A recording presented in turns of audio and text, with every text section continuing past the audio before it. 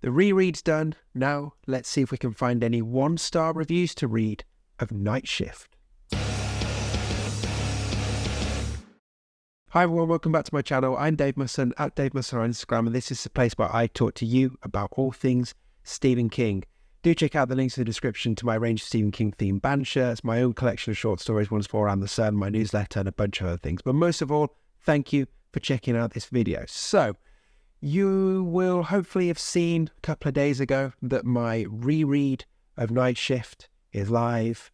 And if you're a regular around here, you'll know that since I've started this chronological reread, I like to do my reread and then go on to Goodreads.com and dig out some one-star reviews. So, Night Shift is the topic that we're looking at today, and I'm going to go over to Goodreads and find some one-star reviews, share them with you, and offer some thoughts. And then to wrap up, to end on a positive, I will find a 5-star review to send us all off into the sunset with a nice big smile on our face. Now, I'm doing this not to criticize the reviews. I'm doing this because I'm genuinely interested to see what people think of King's work, and particularly on books like this that I really enjoy.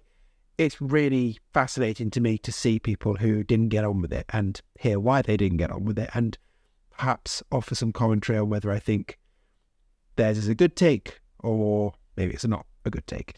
Let me know your thoughts as well in the comments. It's always good to hear from you. That's about all we need to explain, so let's get into it. It's time for some one-star reviews of Night Shift. So I'm on Goodreads. There are, at the time of recording, 187,221 ratings of Night Shift, and the average comes out at 4.04 out of 5, and there are 6,171 reviews. Now, filtering down the 1 stars, there are less than 1% is 1 star. So let's see what we find. Start off with Alison, 1.5 stars. This is quite possibly one of the worst collection of stories I've ever read. Sometimes it was hard to distinguish a story from another, and most of the time the characters were flat and all felt the same, unless they were somehow taken over by something supernatural. All these stories were so over the top and anticlimactic to the point that they weren't even scary. Only one story really got to me, Children of the Corn, and it is one of the longest stories, so maybe it was because it was a little more fleshed out with a backstory. I don't know if I'd rate any of these stories over 3, just a huge letdown for me. I dreaded reading this book and only finished it because I had invested so much time into it at that point. Obviously not for her, but hard to disagree on the entire review, really, from me. Next up, Samuel. How Stephen King has earned any degree of credibility is beyond me. The stories included in this book encompass the tediously unbelievable and extend no further beyond this. Ridiculous concept tied with banality did not a good tale make, Stephen. Or good sentences in your reviews.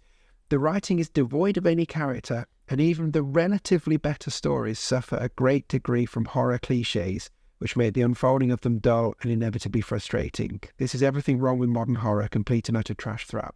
So, again, obviously not for that particular writer, but reviewer, but the line about horror cliches, I mean, I feel like there's a bit of context missing here because this collection came out in 1978. A lot of these cliches are cliches because of these stories and because of Stephen King's work. So, again, I would agree with that. I would not agree with that. I can't speak this morning. Erez Shams says, King's endings suck. I can't think of one book that has an ending that was either good, well written, or was up to snuff with the rest of the book. Here, being a collection of short stories, this book displays King's problem much more than in the longer books, as there are as much endings as there are stories, and most of them are really bad. On the plus side, these endings arrive much faster than in the novels, where there are approx 400 to 500 pages to go before you get to the endgame section, so there is less build-up and therefore less frustration. Okay, feel like that person just has an axe to grind, in particular about endings, and again, I would disagree because the endings for most of these stories in Night Shift are what make the stories for me. They're the stings in the tail, and they're perfectly crafted around those endings. So, yeah. Amber.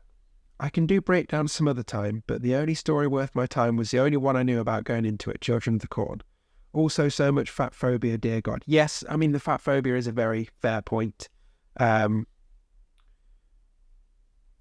feel like the rest of the review is just a bit like, well, I've seen Children of the Corn, so I'm going to mention that, and Not really made the effort to comment on the others, but hey-ho. Next up, Alex Skinner. It's hard to rate a short story collection, but here's how we'll do it. It's not that hard, really. Just review it. Ever see those 1-star reviews saying it was so bad I wish I could rate it 0 stars? Well, this 1-star book earned its star. It contains 20 stories. I would say only about 4 were any good. 4 out of 20 equals 1/5, therefore 1 out of 5. I struggled to get through this book as I was expecting each next story to be dreadful, and usually that was the case. I procrastinated it and put it off for better use of my time, but finally it's done. I'm just annoyed that now I have to make the trip to donate this book somewhere because shelf space is too valuable to waste it on this 505-page asshole. Okay, fair enough. Sologdin says, like the machinery in Maximum Overdrive, the lame stories herein have come alive and taken over the cinema. I mean, there are a lot of adaptations from this. It's Trucks, though, not Maximum Overdrive, so jog on. Annalisa. Did not finish for now. Maybe I'll read the rest of the stories some other time, but right now I don't like any of them. Fair enough. Cruiser Alvarez. I just couldn't connect with the writing, the stories, and the characters at all. Okay. Erin Honan. Did not finish at page 81. Find these short stories boring and predictable. Okay, I mean, page 81 is probably only about 2 or 3 stories in. And like I said earlier, a lot of these are predictable because of these stories. But here we go. By the way, at this point, these reviews, we're now at reviews on Goodreads are already getting one like I don't think this is very much not the majority. Even the most popular 1-star review on here only got 19 likes, and that's quite fitting for Stephen King. So a 10th 1-star review then, and then I'll find a 5-star review. So this is just from La Anxiety, 1 star, I couldn't care less. Okay, cool, that's a helpful review. So let's filter instead to 5 stars. So 35% of the reviews on Goodreads are 5 stars. See. Right, top review, which has 542 likes, simply from R, full stop. What I learned from Night Shift. It ain't easy to quit smoking, that I know what you need, that I am the doorway, that he walks behind the rows, that sometimes they come back. It ain't over in Salem's Lot, don't drink bad beer. Get off your ass and mow your own lawn, goddammit.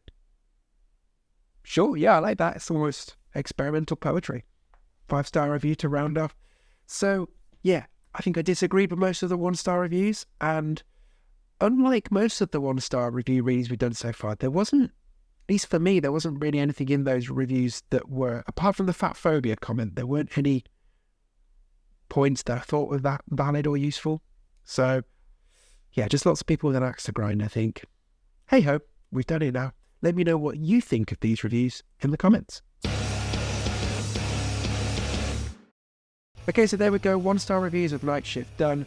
Reread is already done. That means we're moving on in our chronological journey. And if you've watched my vlog of Night Shift, well, you'll know that it's The Stand next, but you'll also know that I'm reading 2 versions of The Stand at the same time because I like to suffer for my art. So I'm reading the original cut version and the uncut version side by side to see how we get on, and to save me having to read The Stand again when I get to 1990 in my chronological reread. So there we go. Come join me for that. Do check out the links for my Stephen King themed band shirts, my own collection of short stories, all those other things. Let me know what you think of Night Shift. What would you give it out of 5? I gave it 4 out of 5. Anything else to say? No, I don't think so. Thank you for watching. You are beautiful. See you very soon.